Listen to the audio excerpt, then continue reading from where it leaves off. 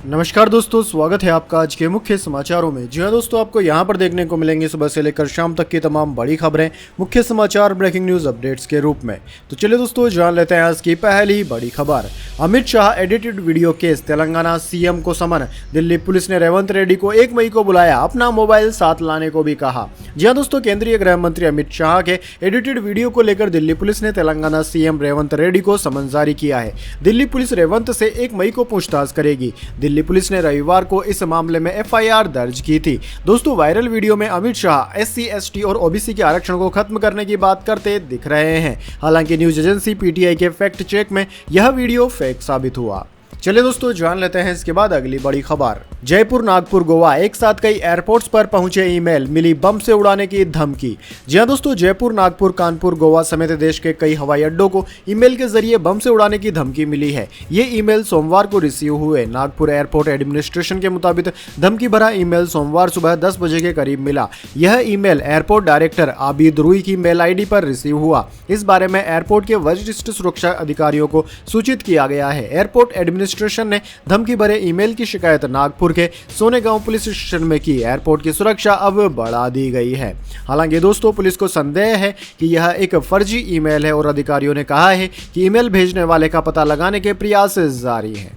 चलिए दोस्तों, जान लेते हैं इसके बाद अगली बड़ी खबर। प्रधानमंत्री मोदी ने जिसके लिए मांगा वोट, वह राक्षस, हजारों से दुष्कर्म करके भागा विदेश। कर्नाटक स्कैंडल पर भड़की प्रियंका गांधी। जी हां दोस्तों, कर्नाटक में कथित स्कैंडल को लेकर कांग्रेस महासचिव प्रियंका गांधी वाड्रा ने एक तीर से 2 निशाने साधे। सोमवार को उन्होंने कहा कि प्रधानमंत्री मोदी आजकल महिलाओं के मंगलसूत्र और गहनों की बातें करते हैं। वहीं कर्नाटक में प्रधानमंत्री मोदी ने जिनके लिए वोट मांगा, उन्होंने हजारों महिलाओं के साथ दुष्कर्म किया। मैं पूछना चाहती हूँ कि हमारे प्रधानमंत्री और मंत्री इस बारे में क्या कहते हैं। पीएम मोदी, देश की करोड़ों महिलाएं जवाब मांग रही है। मंगलसूत्र पर बात करने से पहले देश की महिलाओं को जवाब दीजिए। प्रियंका गांधी वाड्रा के मुताबिक इतना भयावह काम करने वाले के लिए प्रधानमंत्री मोदी ने मन से वोट मांगा। वह आखिरकार इस पर जवाब क्यों नहीं देते? उनके पास तो हर जानकारी होती है कि कौन कहां क्या कर रहा है। चलिए दोस्तों, जान लेते हैं इसके बाद अगली बड़ी खबर। कांग्रेस ने कर्नाटक को भी अपनी लूट का एटीएम बना लिया। बागलकोट में प्रधानमंत्री मोदी की रैली। जी हां दोस्तों, प्रधानमंत्री मोदी आजकल कर्नाटक के बागलकोट में मौजूद हैं। अपने संबोधन में प्रधानमंत्री मोदी ने कांग्रेस पर जमकर निशाना साधा और कहा कि कांग्रेस ने कर्नाटक को अपना लूट का एटीएम बना लिया है। साथ ही उन्होंने यह भी कहा कि इतिहास भी कहता है कि कांग्रेस आई तबाही लाई। उन्होंने कहा कि 2024 का चुनाव भारत का भविष्य तय करेगा। ये चुनाव विकसित भारत के संकल्प का चुनाव है। ये चुनाव आत्मनिर्भर भारत की सिद्धि का चुनाव है। हमारा संकल्प है कि आने वाले कुछ सालों में भारत विश्व की टॉप 3 अर्थव्यवस्था में बने। यह संकल्प छुट्टियां मनाने वाले पूरा नहीं कर सकते, मौज मस्ती करने वाले पूरा नहीं कर सकते। इसके लिए विजन चाहिए। चलिए दोस्तों, जान लेते हैं इसके बाद अगली बड़ी खबर। दुबई में बन रहा है दुनिया का सबसे बड़ा एयरपोर्ट। $35 अरब खर्च करेगा यूएई। 400 टर्मिनल गेट होंगे। हर साल आएंगे 26 करोड़ पैसेंजर। जी हां दोस्तों, यूएई की दुबई में दुनिया का सबसे बड़ा एयरपोर्ट बनने जा रहा है। इसका नाम अल मखतूम इंटरनेशनल एयरपोर्ट होगा। दोस्तों, अल जजीरा के मुताबिक इसे बनाने में $35 अरब यानी कि करीब 2.92 लाख करोड़ रुपए का खर्च आएगा। यूएई के प्रधानमंत्री शेख मोहम्मद बिन राशिद अल मखतूम ने रविवार को सोशल मीडिया पर खुद इसकी जानकारी दी। उन्होंने बताया कि नया एयरपोर्ट दुबई इंटरनेशनल एयरपोर्ट से 5 गुना बड़ा होगा। हर साल यहां से 26 करोड़ पैसेंजर यात्रा करेंगे। यह प्रोजेक्ट दुबई के अल मखतूम इंटरनेशनल एयरपोर्ट पर शुरू होगा। यहां 5 पैरेलल रनवे होंगे, यानी कि एक साथ 5 विमान यहां से टेक ऑफ या लैंड कर सकेंगे। इसके अलावा एयरपोर्ट पर 400 टर्मिनल गेट भी होंगे। चलिए दोस्तों, जान लेते हैं इसके बाद अगली बड़ी खबर। मोदी पर 6 साल चुनावी बैन वाली याचिका कोर्ट में हुई खारिज। हाईकोर्ट बोला, पिटीशन कई कारणों से गलत, हम चुनाव आयोग को निर्देश नहीं दे सकते। जी हां दोस्तों, दिल्ली हाईकोर्ट ने प्रधानमंत्री मोदी पर 6 साल के लिए चुनावी बैन की मांग वाली याचिका खारिज कर दी। याचिकाकर्ता एडवोकेट आनंद एस जोधले का आरोप था कि प्रधानमंत्री ने आचार संहिता का उल्लंघन किया। चुनाव आयोग की तरफ से एडवोकेट सिद्धांत कुमार ने पैरवी की। कोर्ट ने कहा कि याचिका कई कारणों से पूरी तरह से गलत है। याचिकाकर्ता का मानना है कि आचार संहिता का उल्लंघन हुआ, लेकिन हमारे लिए चुनाव आयोग को किसी शिकायत पर कोई विशेष नजरिया अपनाने का निर्देश देना सही नहीं है। चुनाव आयोग जोंधले की शिकायत पर कानून के मुताबिक एक्शन लेगा। हम ये याचिका खारिज करते हैं। चलिए दोस्तों जान लेते हैं इसके बाद अगली बड़ी खबर। कनाडाई प्रधानमंत्री के सामने खालिस्तान जिंदाबाद के नारे लगे। भारत ने कनाडाई राजदूत को तलब किया, कहा आप हिंसा उग्रवाद को बढ़ावा दे रहे हैं। जी हां दोस्तों, कनाडा के टोरंटो में रविवार को खालसा दिवस और सिखों का नव वर्ष कार्यक्रम में प्रधानमंत्री जस्टिन ट्रूडो के संबोधन के दौरान खालिस्तान जिंदाबाद के नारे लगाए गए। भारत सरकार ने इस पर नाराजगी जताते हुए कनाडा के डिप्टी हाई कमिश्नर को विदेश मंत्रालय में तलब करके नाराजगी जाहिर की। विदेश मंत्रालय ने कहा कि कनाडा के प्रधानमंत्री की मौजूदगी में खालिस्तान समर्थक नारे लगाए गए। इस तरह के कार्यक्रम को बेरोक टोक करने की अनुमति दिया जाना चिंताजनक है। कनाडा में एक बार फिर अलगाववाद, उग्रवाद और हिंसा को राजनीतिक जगह दी गई। यह गतिविधियां भारत कनाडा संबंधों को प्रभावित करती है, साथ ही कनाडा में भारतीयों के साथ हिंसा के माहौल को बढ़ावा देती है। चलिए दोस्तों जान लेते हैं इसके बाद अगली बड़ी खबर। आम आदमी पार्टी के एक और विधायक की मुश्किलें बढ़ी। दिल्ली हाईकोर्ट ने अब्दुल रहमान को जारी कर दिया नोटिस। जी हां दोस्तों, दिल्ली में आम आदमी पार्टी के एक और विधायक की मुश्किलें बढ़ गई है। दिल्ली हाईकोर्ट ने सोमवार को सलीमपुर से आम आदमी पार्टी के विधायक अब्दुल रहमान और उनकी पत्नी अस्मा बेगम को एक मामले में नोटिस जारी किया है। दरअसल दोस्तों, दंपति के खिलाफ एक सरकारी स्कूल की प्रिंसिपल को धमकाने और हमला करने का आरोप है। इसी सिलसिले में पीड़िता की अपील मंजूर करते हुए हाईकोर्ट ने दोनों को नोटिस जारी किया। यह मामला 2009 का है, जिस पर स्पेशल सांसद विधायक कोर्ट ने आम आदमी पार्टी के विधायक अब्दुल रहमान और उनकी पत्नी को दोषी ठहराते हुए प्रोबेशन पर छोड़ दिया था। मामले में पीड़ित प्रिंसिपल ने ट्रायल कोर्ट के आदेश को दिल्ली हाईकोर्ट में चुनौती दी है, जिसके बाद उच्च न्यायालय ने आरोपी को नोटिस जारी कर जवाब मांगा है। चलिए दोस्तों जान लेते हैं इसके बाद अगली बड़ी खबर। टेस्ला का फुल सेल्फ ड्राइविंग सॉफ्टवेयर चीन में जल्द होगा लॉन्च। मस्क की यात्रा के समय कंपनी को मिली परमिशन। चीनी कंपनी बायडू के साथ हुई डील। जी हां दोस्तों, एलन मस्क की टेस्ला का full self driving FSD software चीन में जल्द ही लॉन्च होने वाला है। ब्लूमबर्ग की रिपोर्ट के मुताबिक मस्क को अपनी चीन यात्रा के दौरान दुनिया के सबसे बड़े ऑटो मार्केट में टेस्ला के ड्राइवर असिस्टेंट सिस्टम को पेश करने की परमिशन मिल गई है। दरअसल दोस्तों, ब्लूमबर्ग के मुताबिक US कार मेकर टेस्ला ने मैपिंग और नेविगेशन फंक्शन के लिए चीन टेक दिग्गज बायडू इंक के साथ डील की है। इससे टेस्ला के फुल सेल्फ ड्राइविंग यानी कि FSD सिस्टम को सपोर्ट मिलेगा। चलिए दोस्तों जान लेते हैं इसके बाद अगली बड़ी खबर। फिर भीख मांगने पहुंचे पाकिस्तान के प्रधानमंत्री। दाल रोटी चलाने के लिए फैलाया हाथ, बोले जुलाई तक पैसा नहीं मिला तो भूखे मर जाएंगे। जी हां दोस्तों, पड़ोसी देश पाकिस्तान अपने हालत से उबर नहीं पा रहा है। महंगाई और गरीबी से जूझ रहे देश के प्रधानमंत्री एक बार फिर पैसा मांगने पहुंचे हैं। उन्होंने गुहार लगाई है कि देश की आर्थिक स्थिति ठीक नहीं है और खर्चा चलाने के लिए मदद की दरकार है। इसके लिए पाकिस्तान के प्रधानमंत्री एक बार फिर अंतर्राष्ट्रीय मुद्रा कोष IMF से मदद मांगने पहुंच गए हैं। इससे पहले भी पाकिस्तान 23 बार कर्जा मांग चुका है। पाकिस्तान के प्रधानमंत्री कार्यालय ने बताया कि प्रधानमंत्री शहबाज शरीफ ने IMF की प्रमुख क्रिस्टालिया जार्जिवा से मुलाकात की और नकदी संकट से जूझ रहे अपने देश की अर्थव्यवस्था को पटरी पर लाने के लिए एक नए ऋण कार्यक्रम पर चर्चा की। UAE के रियाद में विश्व आर्थिक मंच की एक बैठक से इतर शरीफ ने 3 अरब अमेरिकी डॉलर यानी कि करीब 24,000 करोड़ रुपए की अतिरिक्त व्यवस्था हासिल करने में पाकिस्तान को समर्थन देने के लिए अंतर्राष्ट्रीय मुद्रा कोष की प्रबंधन निर्देशक जार्जिवा का शुक्रिया अदा किया। चलिए दोस्तों जान लेते हैं इसके बाद अगली बड़ी खबर। ओला के CEO हेमंत बख्शी ने दिया इस्तीफा। जनवरी में ज्वाइन की थी कंपनी, IPO की तैयारी के बीच छोड़ी कंपनी। जी हां दोस्तों, शेयर्ड मोबिलिटी कंपनी ओला के chief executive officer Hemant Bakshi ने अपने पद से इस्तीफा दे दिया है। उन्होंने इस साल जनवरी में कंपनी ज्वाइन की थी। हेमंत बख्शी का इस्तीफा ऐसे समय में आया है जब कंपनी अपनी रीस्ट्रक्चरिंग प्रोसेस शुरू करने की तैयारी कर रही है। इससे दोस्तों कंपनी के 10% कर्मचारी प्रभावित होंगे। मनी कंट्रोल ने अपने सूत्रों के हवाले से यह जानकारी दी है।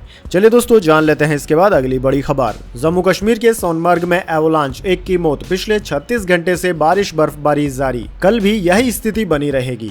जी हां दोस्तों, जम्मू कश्मीर के सोनमर्ग के सरबल इलाके में एवलांच आया। माछिल में भारी बर्फबारी के चलते बीते 24 घंटे में बर्फ की 12 से 15 इंच मोटी परत जम गई। अगले 8 घंटे में कई जगह पर भारी बारिश और ओला गिरने और ऊपरी इलाकों में भारी बारिश होने की आशंका है। वहीं दोस्तों जम्मू कश्मीर में पिछले 36 घंटे से लगातार बारिश बर्फबारी हो रही है। मौसम विभाग ने कहा है कि 30 अप्रैल तक बारिश और बर्फबारी की स्थिति बनी रहेगी। श्रीनगर प्रशासन ने लोगों को झेलम नदी और डल झील समेत अन्य नदी नालों से दूर रहने की सलाह दी है। रामबन के करूल इलाके में 13 साल के एक लड़के की लैंडस्लाइड में मौत की भी खबर है। वहीं दोस्तों रामबन में लैंडस्लाइड से जम्मू श्रीनगर नेशनल हाईवे बंद हो गया। इससे पहले 26 अप्रैल को भी रामबन गुल रोड पर लैंडस्लाइड हुआ था। इसके चलते करीब 1 किलोमीटर तक की जमीन धंस गई और रामबन से 6 किलोमीटर दूर पैरनोट गांव में 30 से ज्यादा घर क्षतिग्रस्त हो गए थे।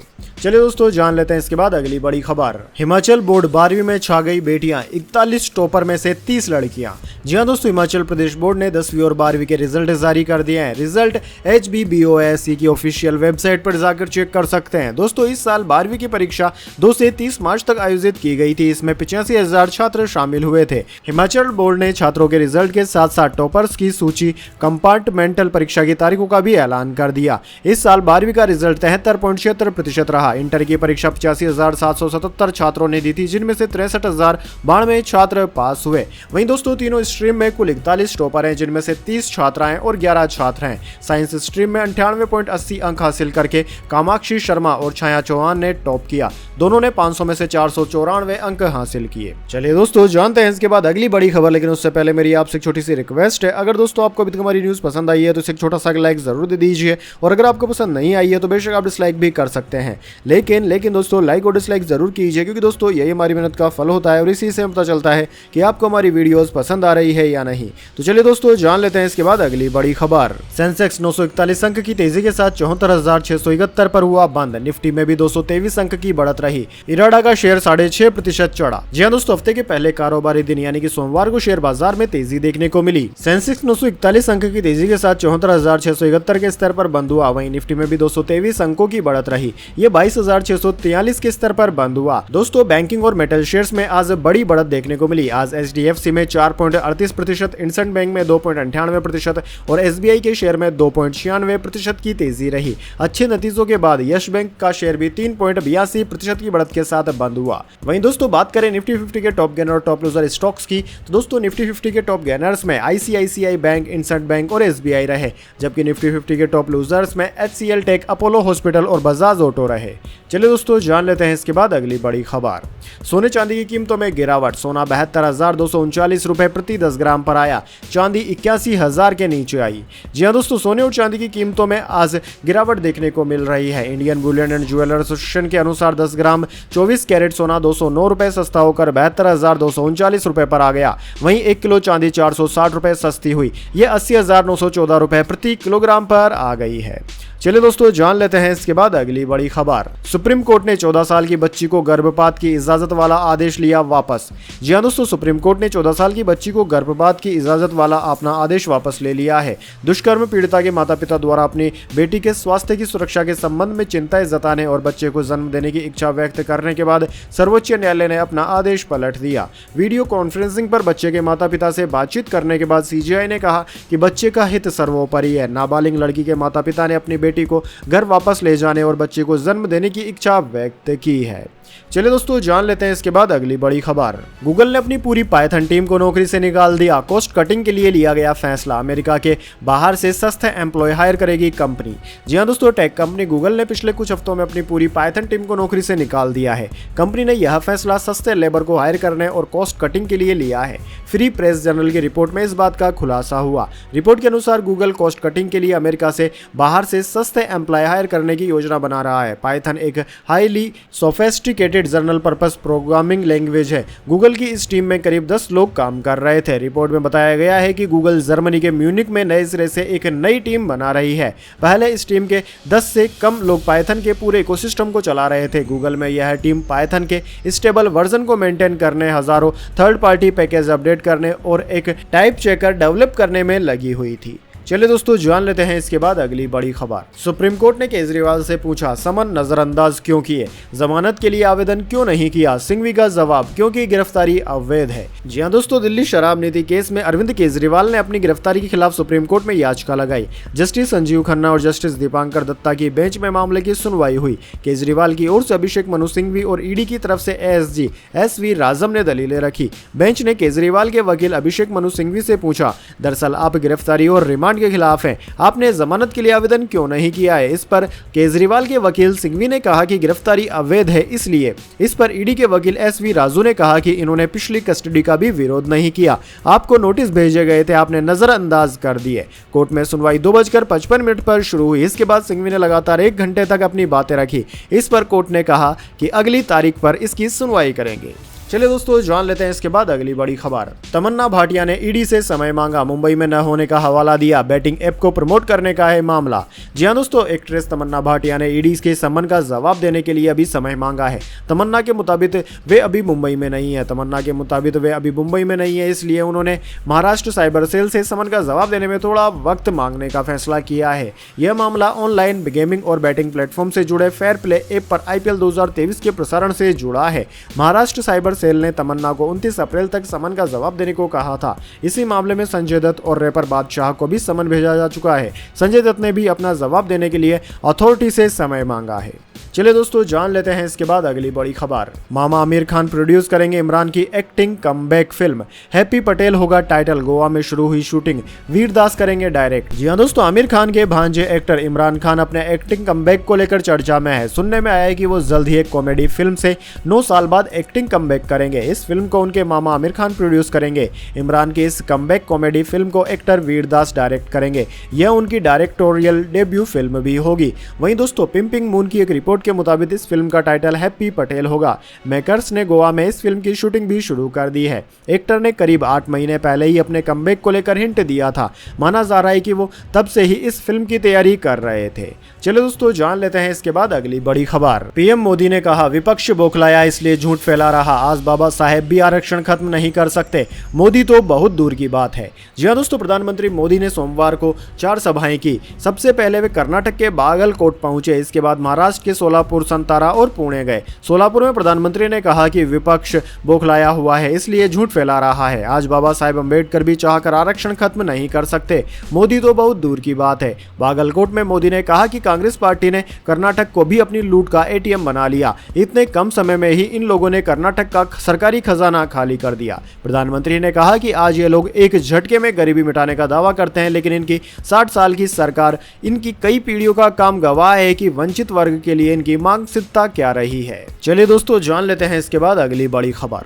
अमेरिका के ओक्लाहोमा में 2 दिन में 35 टोर्नेडो आए, 4 की मौत, 100 घायल, 20,000 घरों में बिजली हुई गुल, 500 मकान हो गए हैं तबाह। जी हां दोस्तों, अमेरिका के आयोकावा और ओक्लाहोमा राज्यों में पिछले 2 दिन में 35 से ज्यादा टोर्नेडो आए हैं। वाशिंगटन पोस्ट के मुताबिक तूफान की वजह से अब तक एक नवजात समेत 4 लोगों की मौत हुई है, वहीं 100 से ज्यादा लोग घायल हो गए हैं। टोर्नेडो की वजह से अकेले सल्फर शहर में 30 से ज्यादा लोग घायल हुए। यहाँ ज्यादातर इमारतें नष्ट हो चुकी है और अब तक 5000 से ज्यादा लोग बेघर हो गए हैं। आयोवा और ओक्लाहोमा में तूफान से 500 से ज्यादा घर तबाह हो गए। ओक्लाहोमा के गवर्नर केविन स्ट्रीट ने बताया कि पूरे शहर में तबाही मच गई है, लोगों के व्यापार को नुकसान पहुंचा है, 20,000 से ज्यादा घरों में बिजली गुल हो गई है। चलिए दोस्तों जान लेते हैं इसके बाद अगली बड़ी खबर। अमेठी में मायावती का बड़ा दाव, महज 24 घंटे में ही बदला उम्मीदवार, अब इसे दिया टिकट। जी हां दोस्तों, लोकसभा चुनाव के मद्देनजर बसपा सुप्रीमो मायावती ने अमेठी लोकसभा सीट पर बड़ा दाव खेला है। अमेठी में बसपा ने महज 24 घंटे में ही अपना प्रत्याशी बदल दिया। बसपा ने रवि प्रकाश मौर्य की जगह नन्हे सिंह चौहान को उम्मीदवार बनाया है। बसपा ने लोकसभा चुनाव 2024 के लिए अपने उम्मीदवारों की 10वीं सूची जारी की। बसपा ने अपनी इस लिस्ट में अमेठी से उम्मीदवार बदलते हुए नन्हे सिंह चौहान को उम्मीदवार बनाया। वहीं प्रतापगढ़ सीट से प्रथमेश मिश्रा को, झांसी से रवि प्रकाश कुशवाहा को टिकट दिया है। तो दोस्तों यह थी आज की तमाम बड़ी खबरें। इसके बाद दोस्तों बारी आती है आज के माइंड क्विज क्वेश्चन की। जी हां दोस्तों, एक आसान से सवाल का जवाब देकर आप जीत सकते हैं एक सरप्राइज गिफ्ट हमारे यूट्यूब चैनल की ओर से। तो दोस्तों आज का सवाल आपकी स्क्रीन पर आ चुका है। भारत की पहली महिला राष्ट्रपति कौन थी? जी हां दोस्तों, आप जानते हैं भारत की पहली महिला राष्ट्रपति का नाम, तो जल्दी से उनका नाम कमेंट बॉक्स में लिख दीजिए। अगर दोस्तों आपका जवाब होता है एकदम सही और आप चले जाते हैं लकी विजेता के रूप में, तो आपको मिल सकता है एक सरप्राइज गिफ्ट हमारे यूट्यूब चैनल की ओर से। तो दोस्तों जल्दी से अपना उत्तर कमेंट बॉक्स में लिख दीजिए, वीडियो को लाइक कर लीजिए और चैनल को सब्सक्राइब करके बेल आइकन भी दबा लीजिए। धन्यवाद। वंदे मातरम। जय हिंद, जय भारत।